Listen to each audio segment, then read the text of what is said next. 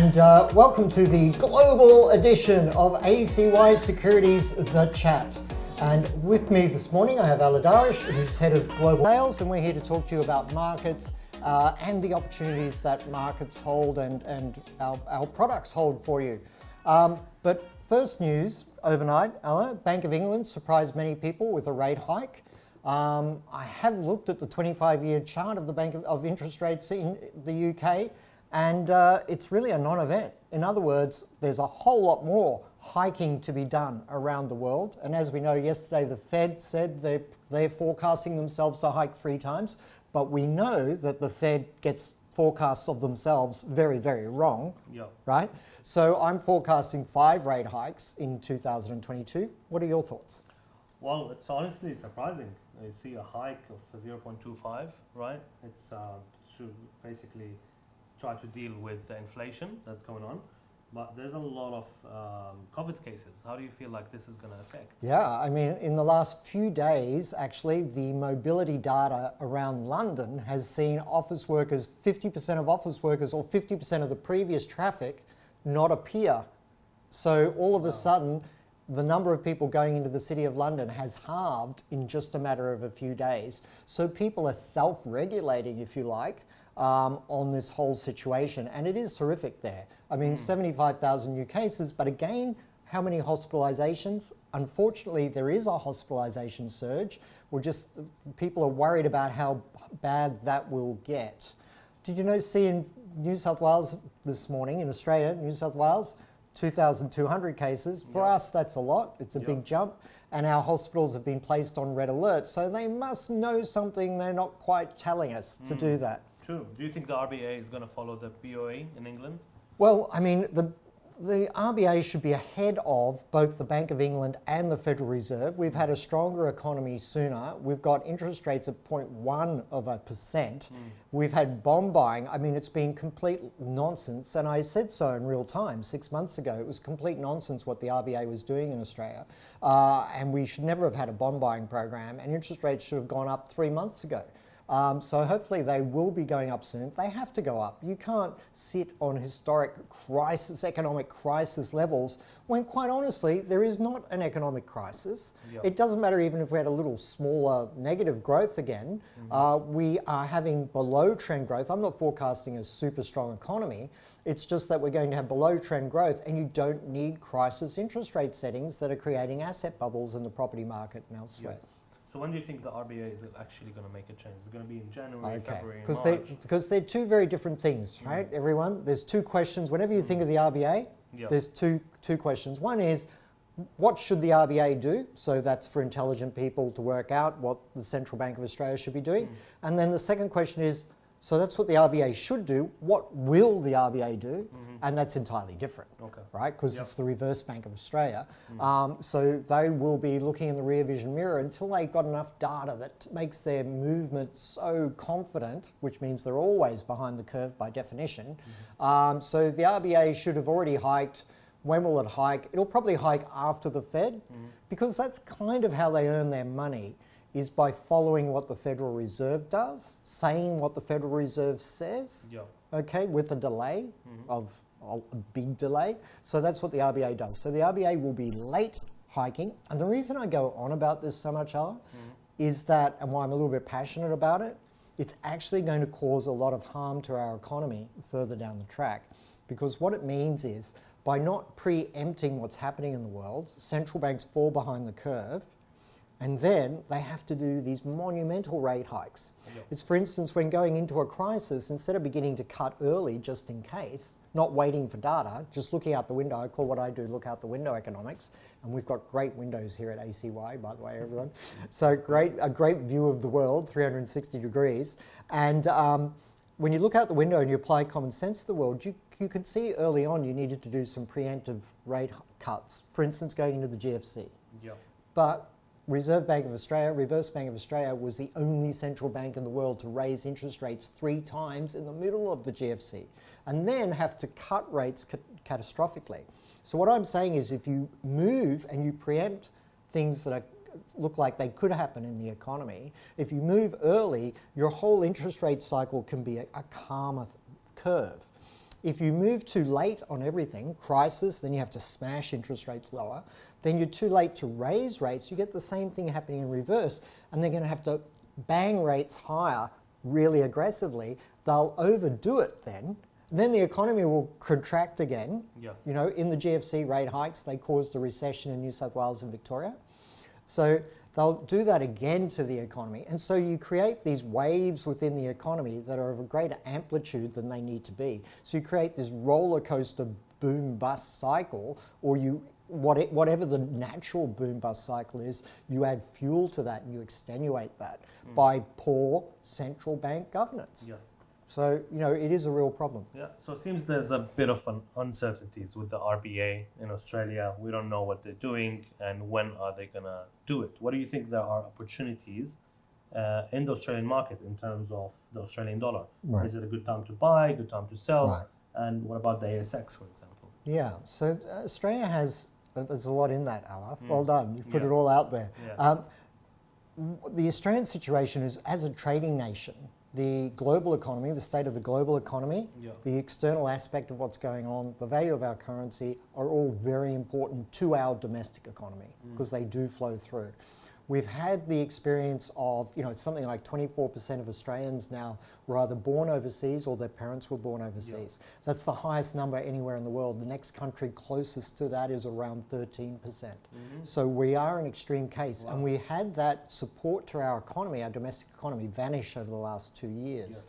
So, you know, it's nice that we've had good aggregate economic data due to all the stimulus measures and an extremely stimulatory interest rate environment. And that, you know, the government stimulus measures in particular really did protect us from what could have been a far more severe economic downturn. But it was probably too much, went on for too long, and the RBA should never have started bond buying, which is creating asset bubbles. So what I'm seeing is that as we see the real economy of Australia come to the fore as stimulus measures wear off, it's going to be good growth, but it's not going to be great growth. And it's probably going to be below where we should be because there are ongoing harm. And we're just speaking around the office this morning and again highlighting how for a lot of small and medium-sized businesses in Australia, and a lot of the families of those small and medium-sized businesses, owners and employers, workers, this has been a catastrophic experience from which they have not yet recovered.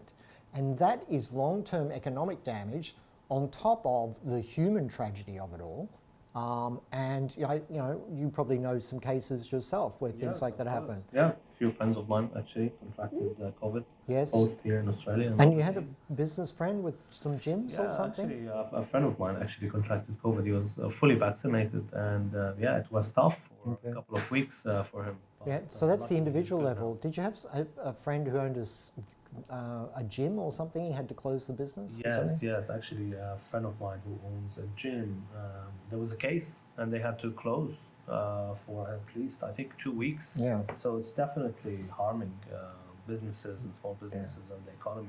I think everyone. Yeah, but it looks like the government's taking a different approach now, where we have 2,000 cases and the country is open. I don't know if that's a good thing or a bad thing. It's good for the economy, bad for the health, but it's a little bit stressful. It's a little bit stressful for the health professionals today who are hoping to have a break over Christmas or something. They've all been placed on red alert now. So, you know, there is that harm. I'm a big supporter of we stay open, but I'm a big supporter of people take a lot more personal care to, you know, limit the impact on our health system. So hopefully we'll get through this without lockdowns. But there are going to be disruptions. That's ongoing. So it's kind of a diminished but rolling, ongoing around the world global supply chain disruption due to still Delta and Omicron.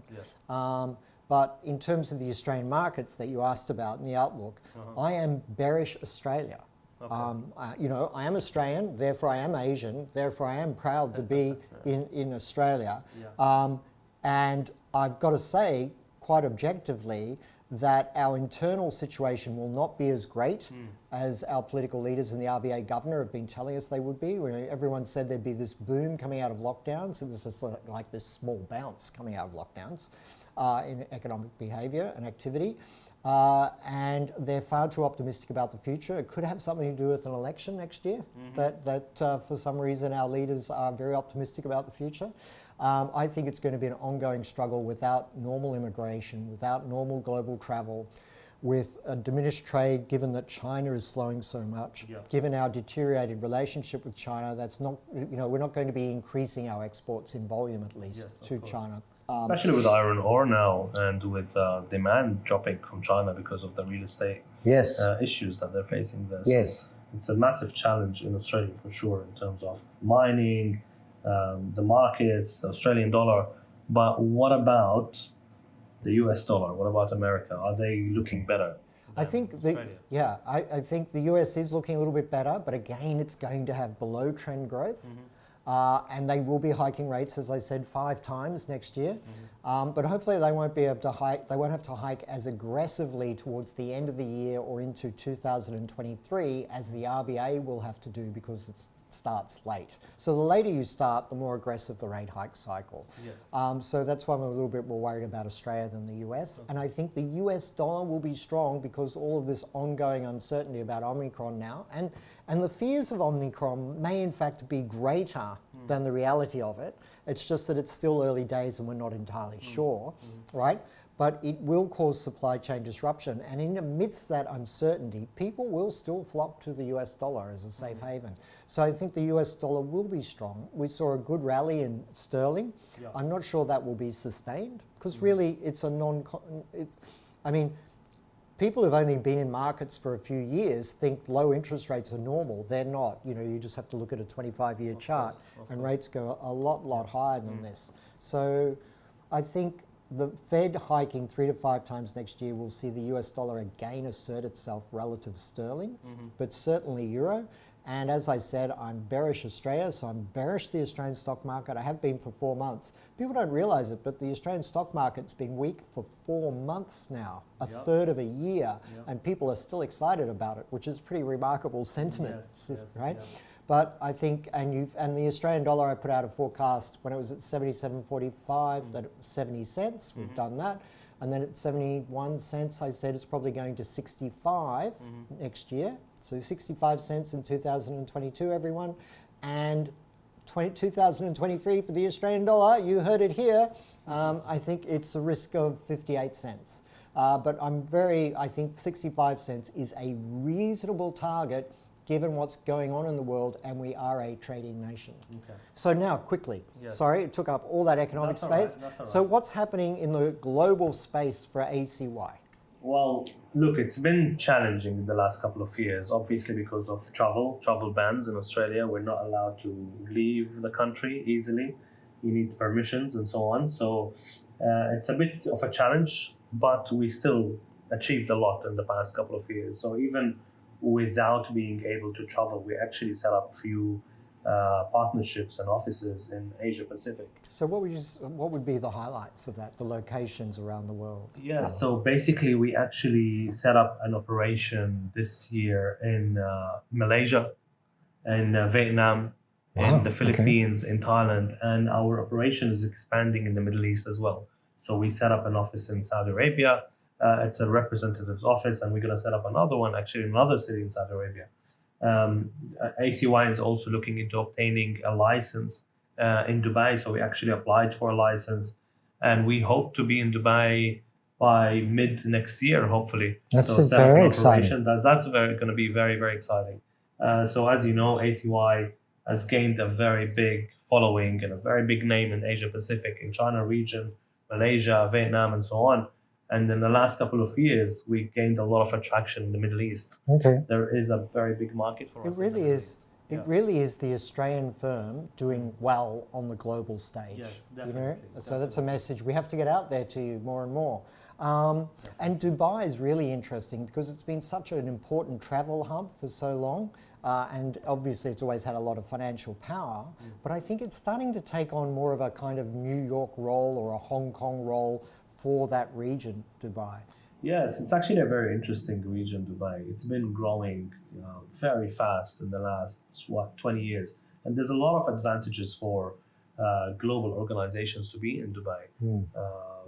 Part of it is the location, geographical location. It's just close to everything. If you want to go to Europe from Dubai, it's like 3-4 hours. Or if you want to go to Africa or whatever you are, it's just a very good location. And just the whole system is good in Dubai as well, the political system, the economical system. And Stable, taxes as reliable. well. Yeah. Taxes. So if you live there, your taxes are low. Okay, and we've So it's an been, advantage. and is that a place that's popular for fund managers? It is. It is. It's popular for our industry. There's actually a lot of Australian brokers that are actually based in Dubai. Okay. So And what about our funds management services? Can you tell us a little about those? yes, of course. So we are popular amongst fund managers. ACY is popular. The reason is because we have a team dedicated for fund managers here at ACY. So an entire team basically focusing on services for fund managers. Okay. Okay, and that is we offer solutions such as the multi-account manager that we offer to fund managers. It's by a company called MetaFX. So it's the best actually MAM system available in the market. So we have fund managers that work with us from Australia, from Europe, from the Middle East, and it's a growing space for us. Okay. We offer the solution on both MT4 and MT5 and multi-assets, of course, so you can trade FX, commodities, cryptos, share CFDs, and so on. So you can set yourself up, if you're a talented trader, you can set yourself up relatively quickly as a fund manager Exactly. globally with Exactly. ACY. Yeah, so you don't need to have a company. You can set up yourself as an individual as well. Right. So as an individual, if you're a successful trader, you believe you have a good trading strategy and it works, Yes. well, we can offer you the opportunity to get a MAM system. Okay. And once you have a MAM system, then you can It manage is a your... great team you have. Sorry, go, Yeah, thank you. So it's there's a lot of opportunities for successful traders to actually become fund managers. Well, there you go, everyone, because I know there's a lot of talent out there, and often, and also take this on board, everyone. If you're an individual investor, you have a huge advantage over the large institutions. I've worked in some of the biggest investment banks in the world, and I've got to tell you, the committee process for trading and big portfolio shifts is very slow. As an individual investor today, you're greatly empowered by having access to the same information, ideas, thoughts, and data, but you can make your own decisions a lot faster, which also can lead to an empowering of a startup funds management business. So there's an idea for everyone. Yeah. Ella, look, great speaking to you, but I think we've gone on a bit too long. Folks want to get on with their day. We wish everyone the best. Yeah, thank you. Great speaking with you and great to see you again. Yeah, you too, Ella. Thank you very much. Trevor Bennett, ACY Securities Chief Economist.